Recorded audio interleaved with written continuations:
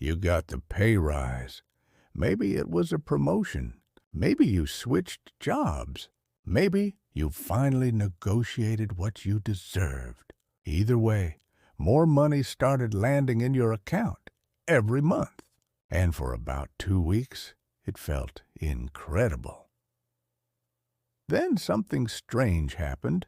The number got bigger, but the feeling didn't. In fact, if you're being completely honest, you feel roughly the same as before.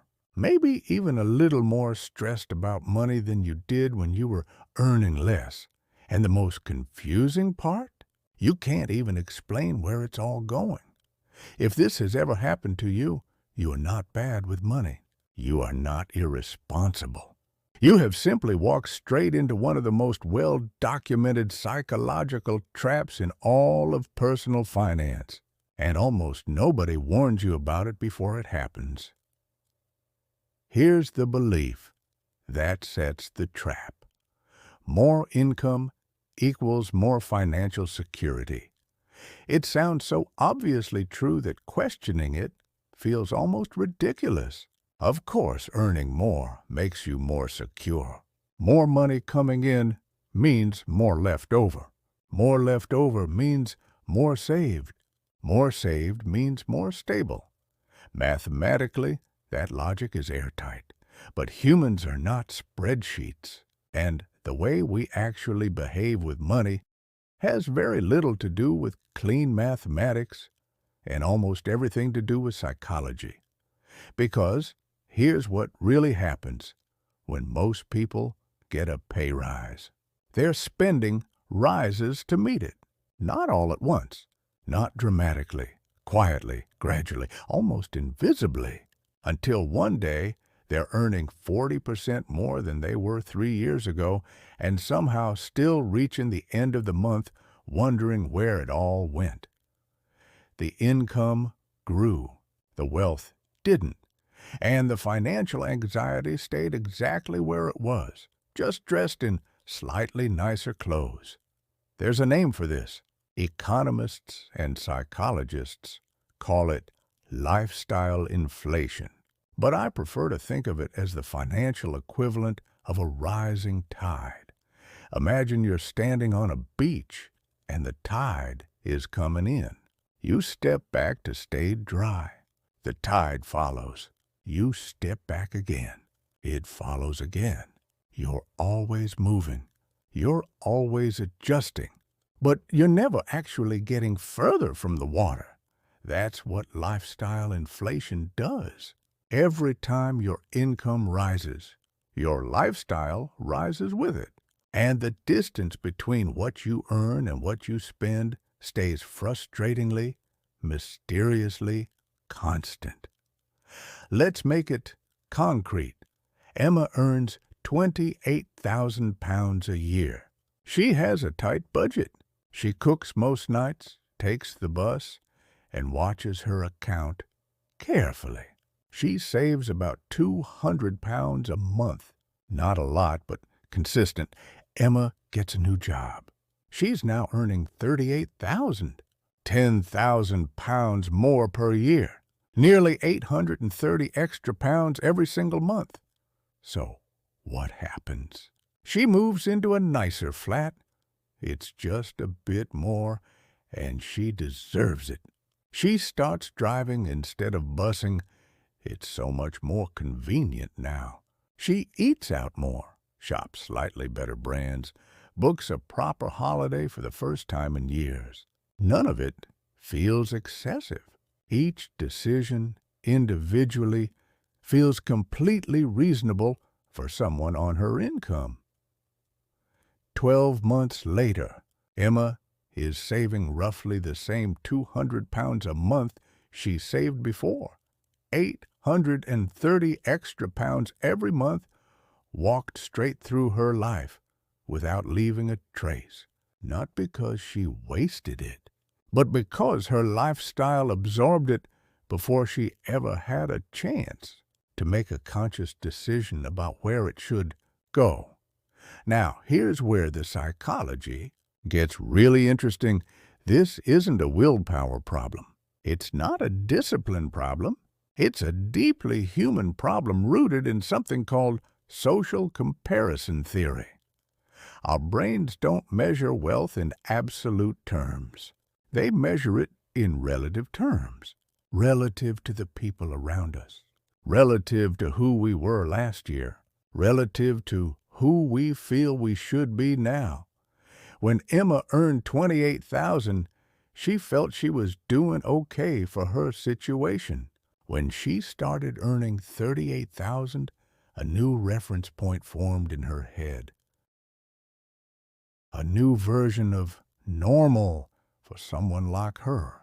And that new normal came with a new wardrobe, a new postcode, and a new set of expectations about what her everyday life should look like. This is why wealthy neighborhoods have so much quiet financial stress. Everyone around you is spending at a high level, so high spending becomes the baseline, the anchor. The thing your brain silently tells you is just keeping up. Psychologists call this hedonic adaptation, the human tendency to return to a baseline level of satisfaction regardless of what changes in our lives. You get the nicer flat, feel great for a month, and then the nicer flat just becomes where you live. The novelty fades, the cost stays, and you need the next upgrade to get that feeling again. Here's the truth that reframes everything. It's a treadmill, and it runs faster the more you earn. Your wealth is not your income. Your wealth is the gap between your income and your spending.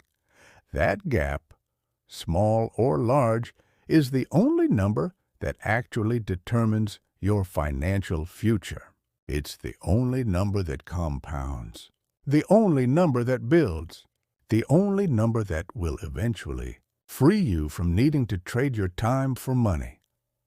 Try person earning $30,000 and spending $24,000 is building more real wealth than a person earning $60,000 and spending $58,000 every single month silently, invisibly, until one day the gap becomes undeniable.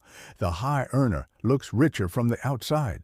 Better car, better holidays, better everything. But the person protecting their gap is the one who will retire 10 years earlier, the one who won't panic when redundancy comes, the one who wakes up one morning and genuinely does not need a paycheck to be okay. Income is the headline. The gap is the story. So how do you actually stop lifestyle inflation from swallowing every raise you ever get? The answer is almost embarrassingly simple. It just requires doing it before your brain has a chance to get comfortable with the new number. When your income increases, automate the difference before you touch it.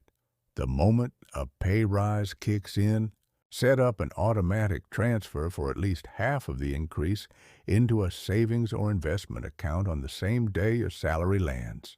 Not after you pay your bills. Not at the end of the month with whatever is left. The day it arrives. Here's why this works.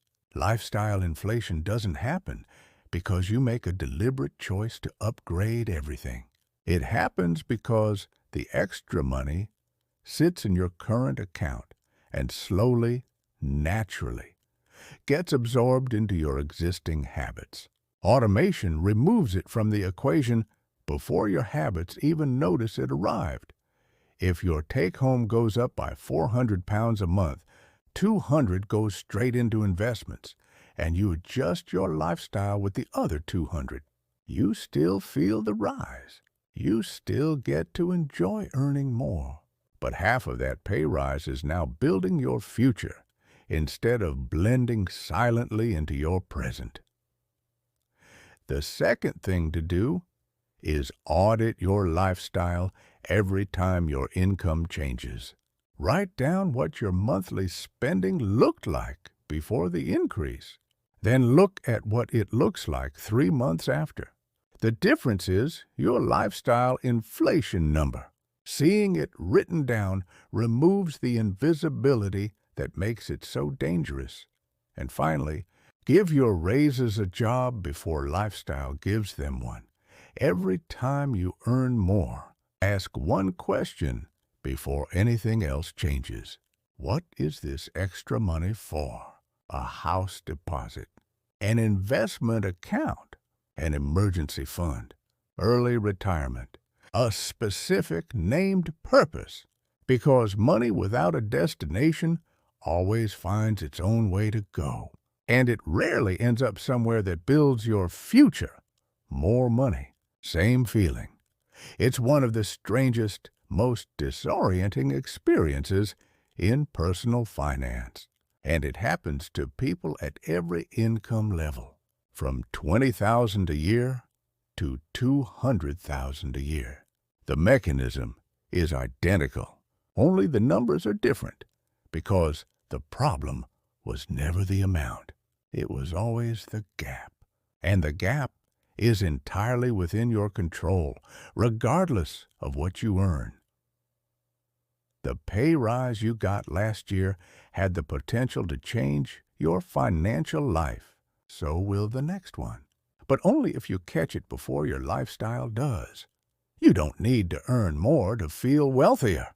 You need to let more of what you earn actually accumulate, quietly, consistently.